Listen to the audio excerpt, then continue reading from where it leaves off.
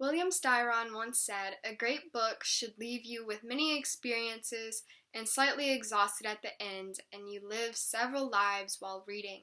And I am a true believer in that. And all these different stories and plots and stuff in books that you see and read become a part of who you are. And that's what I'm going to be talking about today, about my story, reading, understanding, and learning life's story. So with my past, most things that people teach their kids is to read and to write and to walk. And I wanted to talk about my experience in my past from seeing to understanding, not just seeing the world around you, but also being able to understand. Especially as a kid, you learn that, hey, if you touch the stove, it's hot, it's going to hurt you. And you learn not to do that anymore. And so I started learning how to talk at a very early age, and that led me into reading my first picture book, which is All I Need to Know I Learned from My Cat. And you see pictures in books as kids, and they teach you about the world around you and certain things that you just haven't quite yet experienced. And that's how I spent my childhood, is learning from books and basically being able to understand and interpret the world around me, basically more than just from books and words on pages, but from people around me and being able to understand people and situations more than anything else. And then we go into my present, from understanding and seeing to actually reading.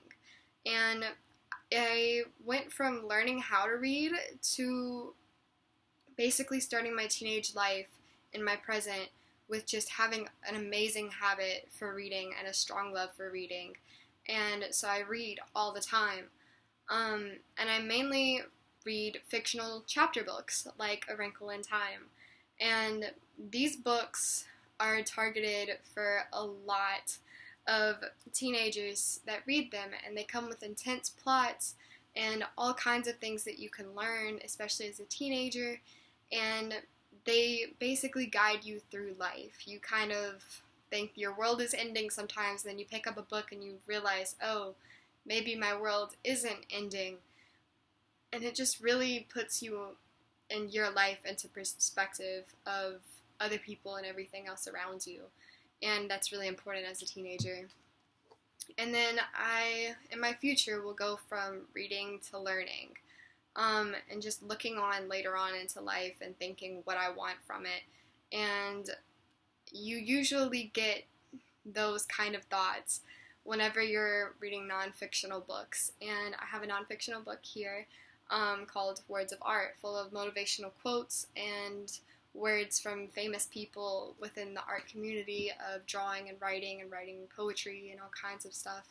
And those are the kind of books that I read whenever I am looking for wisdom. I am seeking wisdom and seeking to learn about life, and those are truly the pieces of information that are going to help me on later down the line of my life and my career. And learning from adults and other writers and authors, that is really going to further myself in my own adventure in life, and it's going to sooner or later help me on the end.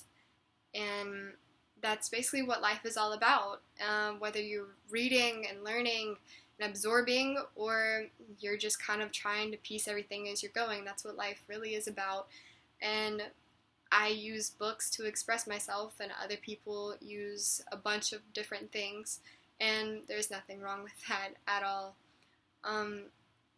Just like William Styron said, a great book should leave you with many experiences and slightly exhausted, and so should your life. It should leave you with many experiences and slightly exhausted at the end, and you live several lives with each book that you read.